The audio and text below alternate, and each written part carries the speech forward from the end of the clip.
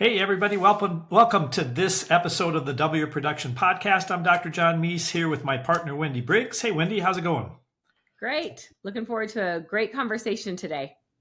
Yeah, we're good. Our topic today, we're going to be talking just about profitability and some of the major things that we see, some of the major mistakes that we see dentists make, and maybe some of the major myths that have been floating around in our profession for a long time. There's never been a time where practices have to focus on profitability as much as they do right now. With the inflationary pressure on our costs going up, particularly in wages, and at the same time, insurance companies beating down reimbursement. We've never been in a profit squeeze like this before. And so while it would be a wonderful world when we didn't have to worry about profits, we just had to take care of patients and everything else would work. We're not working in that environment right now. And so we have to focus on it. And so that's why we spend some time not only talking about excellent patient care, but also talk about having a profitable business. Right. It's always stunning, when we're lecturing in front of groups of hundreds of dentists, we'll ask a question: what are the three things that you think are most important to track in a dental practice? And the answers are almost always the same, right? Production, collections, and new patients. New patients, right? But when we stop and think about how that correlates to actual earnings or profit of the practice, it really doesn't. And so that ends up with some practices focusing in on production and collections and new patients.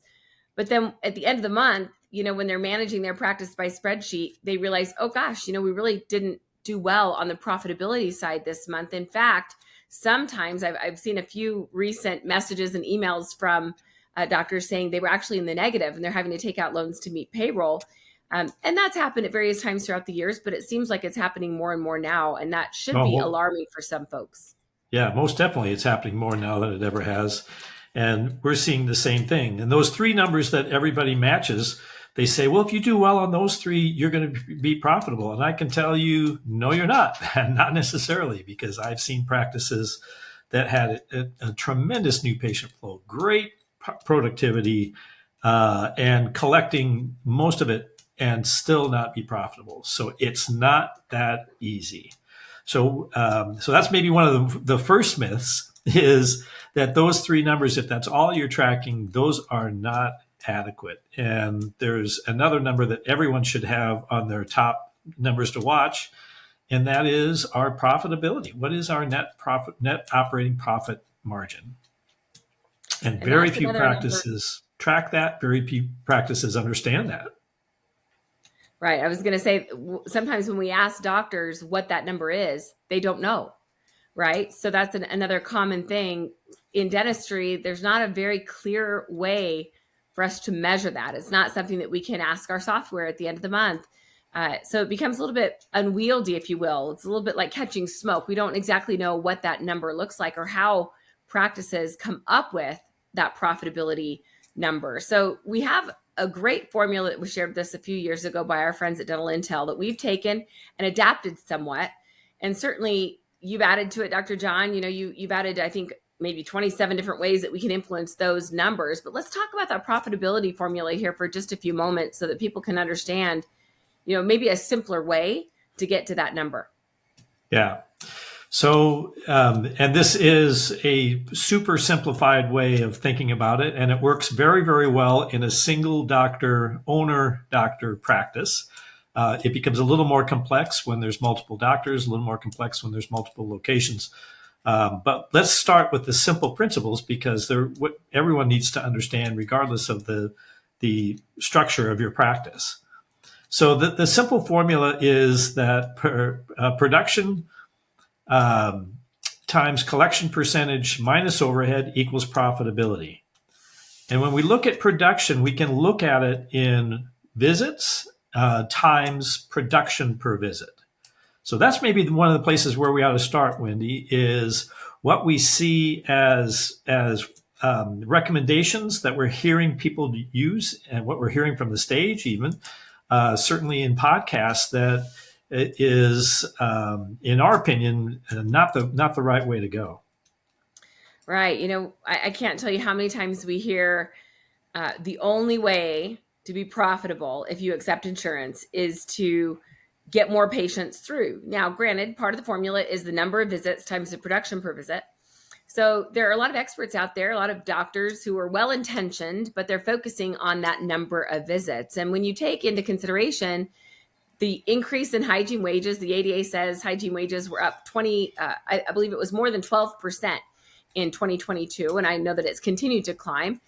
So there's areas of the country where doctors are saying, I'm not even getting reimbursed enough from insurance to pay my hygiene wages. That doesn't even consider all of the other expenses that go into running a hygiene department. So we understand that there, as you mentioned, there is a squeeze on the profitability side.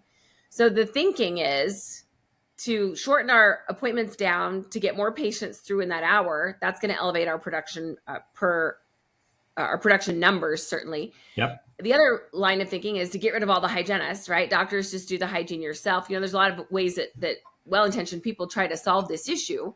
But Yep. in our opinion, this is one of the key mistakes that can actually take you backwards from profitability. So danger, and how you handle this current situation can really determine, not just your profitability for this year or in the recent months, but for many years down the road.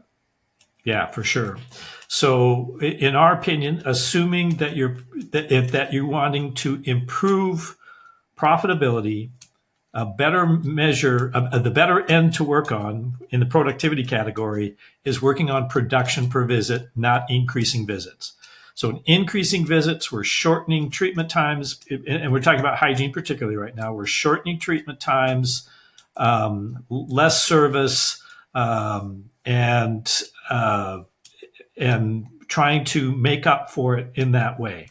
Now, by doing that, we're increasing the number of exams that doctors have to do, which is pulling time away from the restorative. And so that's why we don't think this is the best way to go. Number one, we think the quality of care can go down. We can shorten the appointments down enough that quality of care is affected. We certainly will decrease the amount of elective same-day dental hygiene care, preventive care, even periodontal care. We'll be reducing the amount of that if we go to this model of super short appointments. Another challenge that we have is retaining our patients, right? Patients that have become accustomed to a certain standard or quality of care, they can tell the difference when all of a sudden they feel more like we're really focused on minimizing the care we provide. They feel rushed through. They feel like they're just a number.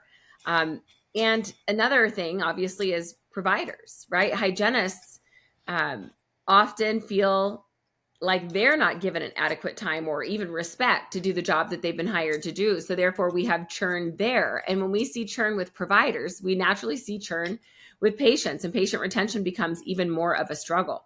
Now, I will say, Dr. John, there are a few exceptions that we have seen practices in play. We've taught this for more than 15 years now, but in certain circumstances, I don't think I could be more clear when I say this is not applicable for all practices, but some practices could benefit from an assisted hygiene model when it's done well. Now, again, danger.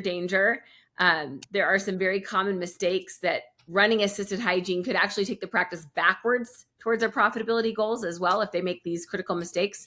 But when it's done well, and provided there's a few other things in place, for example, enough doctors to handle those exams, because again, with assisted hygiene, you will have more exams. So in a multi-doctor practice with a couple other key elements in place, assisted hygiene can be a great strategy to help drive profitability. But there are some ways that we have seen practices sadly take a misstep that's also very costly. Yeah, when hygiene salaries went up and the hygiene workforce went down, some practices thought, well, we'll just convert to assisted hygiene and we can solve the problem that way. And what they found out was that it was very, very hard to do well.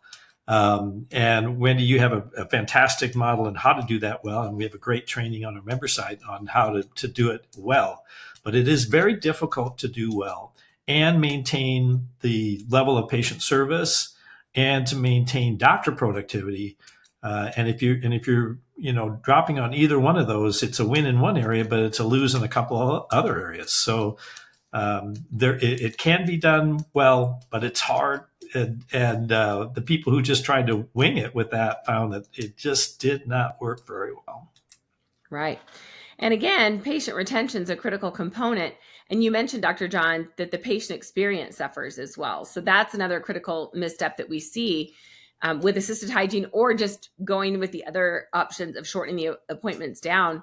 When patient experience suffers, that also affects profitability and takes us backwards. So that's a tremendous point that we want our listeners to understand as well, that our focus definitely needs to be on 5-star patient experience all the time. So as you're trying to make these important shifts towards profitability, that's why we prefer focusing so much on production per visit on the hygiene side and the restorative side, because almost always that has a positive impact to patient experience. When we're giving patients more of what they want when they want it, usually the general emotion and feeling of the practice is positive. So everybody wins when we focus on the profitability formula in that way. Yeah, for sure. And you've taught for many, many years the 3 roles of the world-class hygienist, and that is the preventive therapist, the periodontal therapist, and the treatment advocate. And I can tell you, when we shorten down appointment times, one of those roles, it doesn't get done. And the one that doesn't get done most likely is the treatment advocate. And so now hygienists are not talking about the treatment that patients want and need, and they're rushing through appointments. And now that affects the doctor's chair and the treatment that the doctor's doing. So, Wendy, what are some of the things that we do on the doctor side to improve productivity per visit? Yeah, that's a great question. So I think in a way, we've got to focus and understand the role of efficiency in that. And on the restorative side, this has never been more important, because I think we both can agree that we work with, amazing practices all over the country, and no two doctors practice exactly the same, right? We all have our unique practice style, our modes of practice. Some, for example, really focus in on cosmetic dentistry. Others might do more, complex dentistry with implants and other things. So every practice kind of has their own unique footprint of the type of dentistry they enjoy doing. But I would say efficiency matters in all of those. So when we look at production per visit on the doctor's side, some doctors' bird of tooth time might be for prepping a crown, 15 to 20 minutes, when another doctor, same tooth, might take twice as long. So efficiency matters on the restorative side in a big way. And we also have learned that often it's not even the bird of tooth time that's affected. It's everything else that's happening in the context of that appointment. Yep. So when we ask, doctors, how long do you schedule for a crown prep? We hear a wide range of time frames. So understanding, if you have a longer time frame, why is that? What are some of the things in that appointment time that we can delegate, or that we can really focus in on providing that care in a more efficient manner? We've seen tremendous impact on the production per visit side with a stronger focus on efficiency. Yep. Just looking at how long it takes you to do each procedure. One of the things that we watch when we watch video is number of burr changes for a crown prep, for instance. How many times did you change the burr? Well, some people use one burr for the entire thing, and some people are going back and forth between burrs over and over and over again. So treatment times is one of the ways we improve productivity per visit. Next thing is being more comprehensive in our diagnosis, so that when we're talking about treatment that may be necessary or wanted, we're being more comprehensive. And when we're looking, say we have a tooth with a crown, let's say that there are some restorations in that same quadrant that are not that have age and wear on them, and maybe needing to be replaced soon, giving the patient the option to do those at the same time as the crown. So being more expansive, and when you're looking at a clinical case, as to giving the patient the options on doing the entire quadrant, for instance. Right. So that's another example. And another example is same-day dentistry. Trying to do any single tooth dentistry the day that it's diagnosed. So if that patient's in hygiene, doing it that very day. So that improves productivity per visit. That improves the appointment availability for longer appointments for more complex dentistry. So those are a couple of our favorite ways. Yeah, absolutely. The third mistake that we often see, Dr. John, with doctors trying to increase their profitability formula is that intense focus on overhead. And we have seen probably the height of ridiculous with doctors spending their own time cross-checking 15 different supply companies, trying to do the ordering themselves to keep those costs down. We've seen a variety of things over the years that we have to step back and say, there's probably a more efficient way to do that, right? I think that maybe, and you can probably answer this better than I can, but maybe doctors feel a sense of control, that that's something that they can personally control when it comes to that part of the formula, trying to keep overhead down. We've seen doctors obsess over the percentage they're willing to pay on team salaries because their accountant has said it has to be in this range.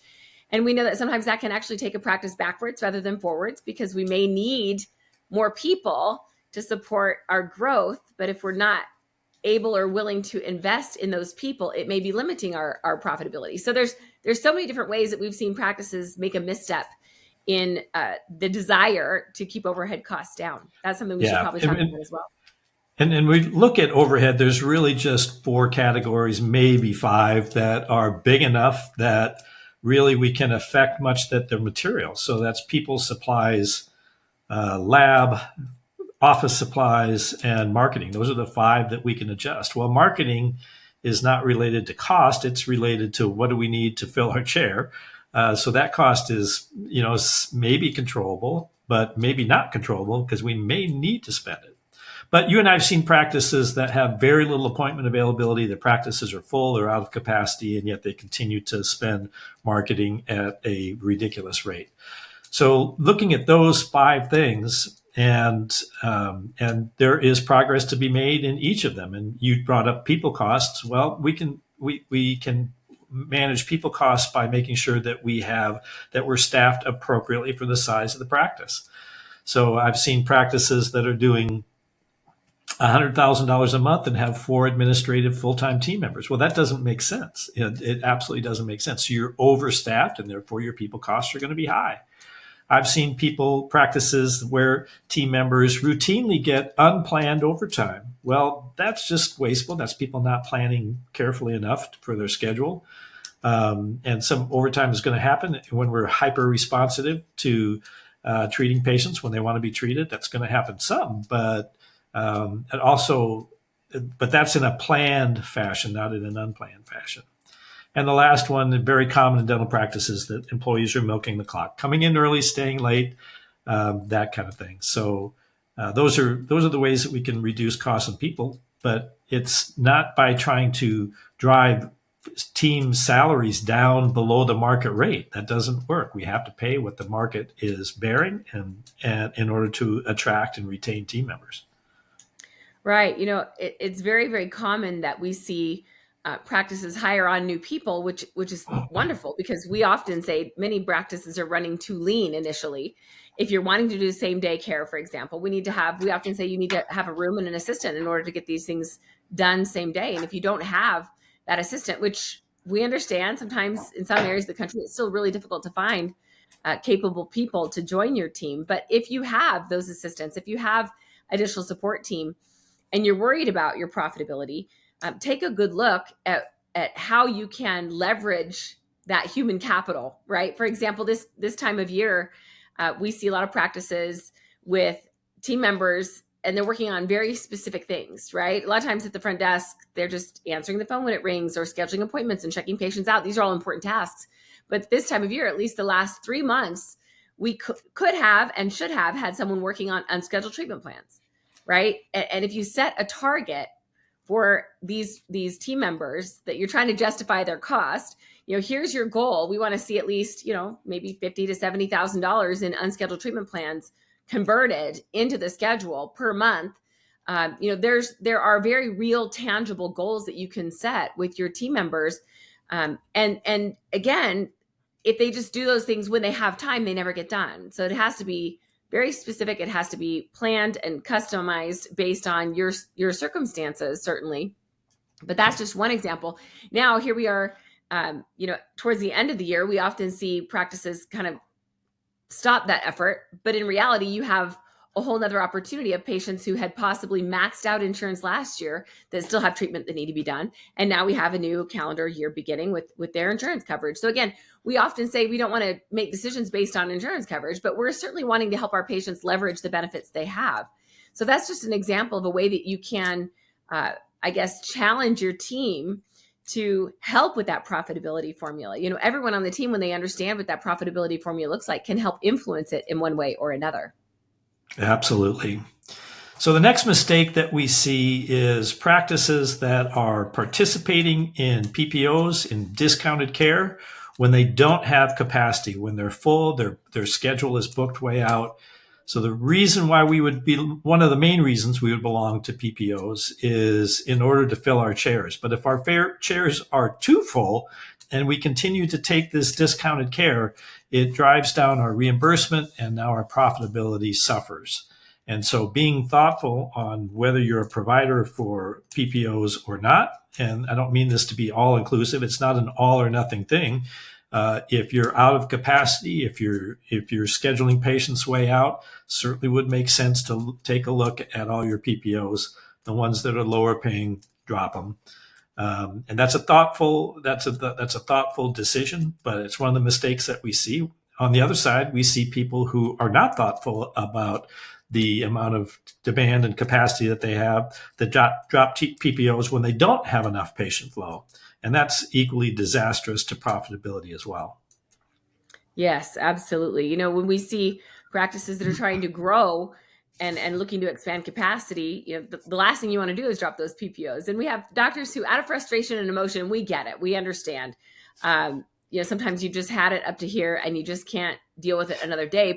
But don't drop the one that you have 65% of your patient base utilizing, right? So sometimes when we make these decisions, if we don't understand, how many of our patients are under a specific plan, and we choose to drop that one because we think it's the worst, we've seen practices unable to recover from that. Although we mean well, and there's a lot of experts out there, and again, from the stage, certainly podcast heroes that say, drop them all, you're going to be fine.